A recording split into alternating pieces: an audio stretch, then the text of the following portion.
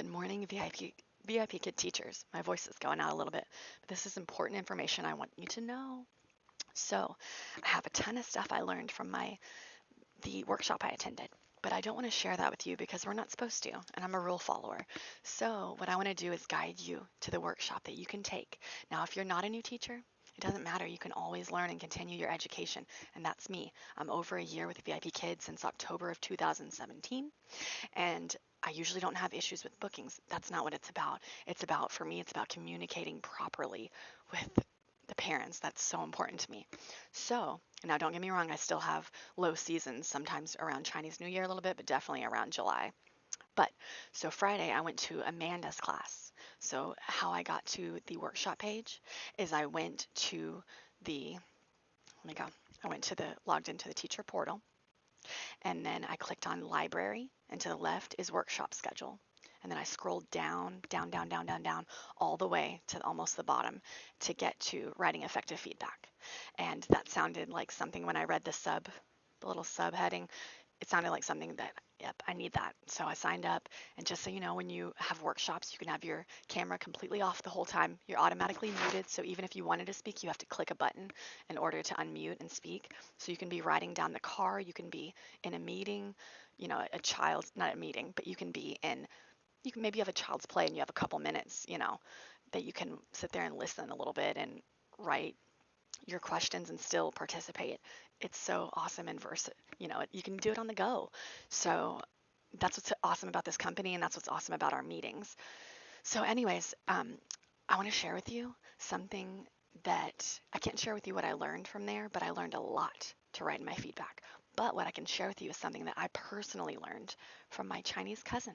She was adopted from Shanghai when she was only 10 years old, and now she's 18 years old. And so I'll ask her advice sometimes, and I don't know if I'm bugging her or not, but I'm like, I just let her know how much I appreciate her advice. Thank you, thank you, thank you. So what I do is I'll show you. I write her, and then I take, I don't know if you can see. Oh, I'll wait till you can see. In case you can read Chinese, it's interesting, but I'm gonna try to keep it still.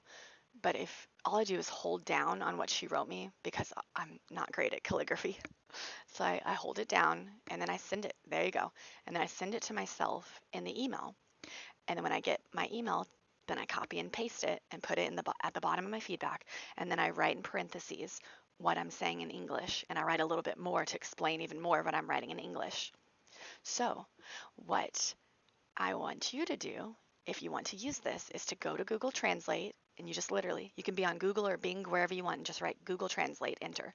And then you're going to and write Google Translate Chinese to English. That's what I do. But when I give you this, you can write English to Chinese, because I'll give you the English. Please leave cordial feedback and comments. I would not think Google Translate's awesome, but sometimes I don't know the right words to write in to translate. I'll use the words that I normally use, but that's not always the words that the Chinese student and parent is going to use. There may even be a word in there that they don't use, so it makes it confusing. So asking her, she's such a blessing. Then I get to write it straight into the English. I actually get to go just write it straight from Chinese, but I still check it to make sure what she's saying. She's 18. I trust her, but I'm like, I need to know before I send it to these parents. So if you write, please leave cordial feedback and comments, and you just post that on the bottom of your page, then you might see an increase. I'm going to let you know what it does for my percentage rate, but more than just upping the rating, it's not for bragging rights or this or that at all.